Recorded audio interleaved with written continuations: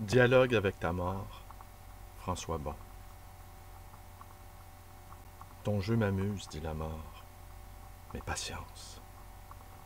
Je n'en doute pas, j'ai répondu. C'est juste, j'ai encore 2-3 trucs à faire avant.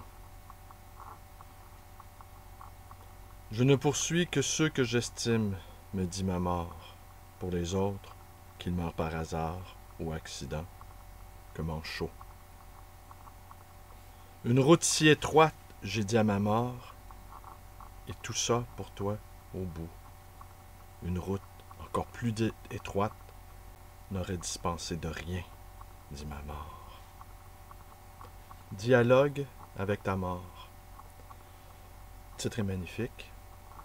Dialogue avec ta mort et c'est une invitation à entrer en relation avec sa propre mort. Et que vous dit à vous votre propre mort? Que vous dit-elle?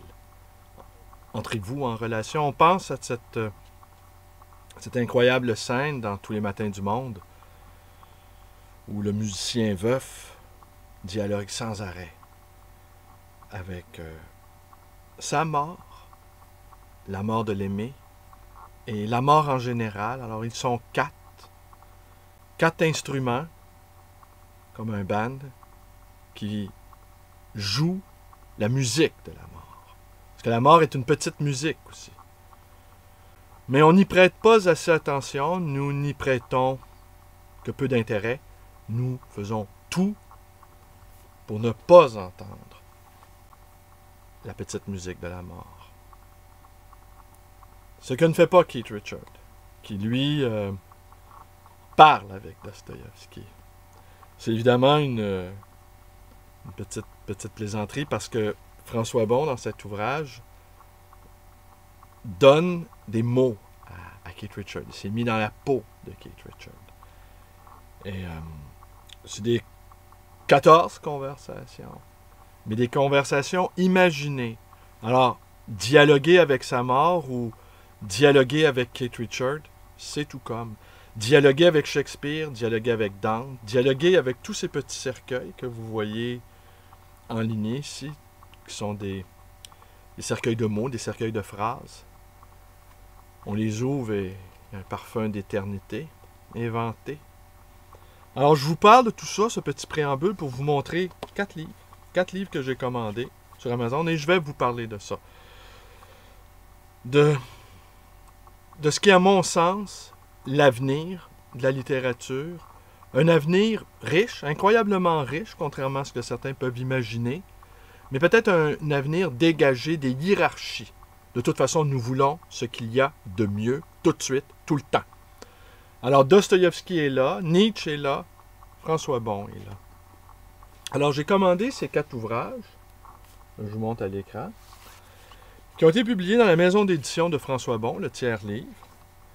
Alors, 4 de ces 3 ont été imprimés. Tenez, je vais vous en prendre un par hasard. Donc, ils ont été imprimés à la demande. C'est-à-dire, on fait une commande sur Amazon et Amazon en imprime un. J'imagine qu'ils font affaire à des sous-traitants. On n'imagine pas qu'Amazon a des petites presses dans ses locaux, dans ses vastes locaux.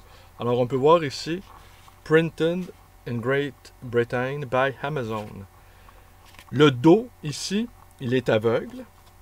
Alors, peut-être François pourra remédier à ça. Ou peut-être est-ce un choix éditorial que d'avoir des dos aveugles. On aurait envie de dire que tous les dos sont aveugles. Hein? Imagine un dos humain, vous avez connu ça, un ami ou une amoureuse à qui on dit au revoir et au fond c'est adieu. Et on voit le dos s'éloigner. Et un dos, ça peut être terriblement expressif, même si c'est opaque, même si un dos ne traduit pas comme un visage les réactions. Mais il y a des dos qui parlent. Alors celui-ci, ce dos-là, parle l'histoire de fantômes. Encore, décidément, on est entouré de fantômes.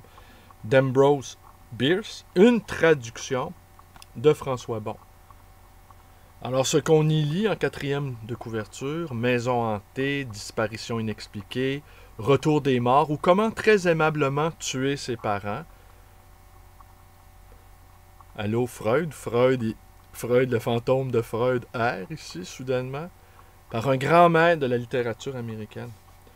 Je vais me miniaturiser et je vais aller voir mon courriel pour vous, parce que j'ai commandé d'autres livres sur Amazon. Alors, petite pause.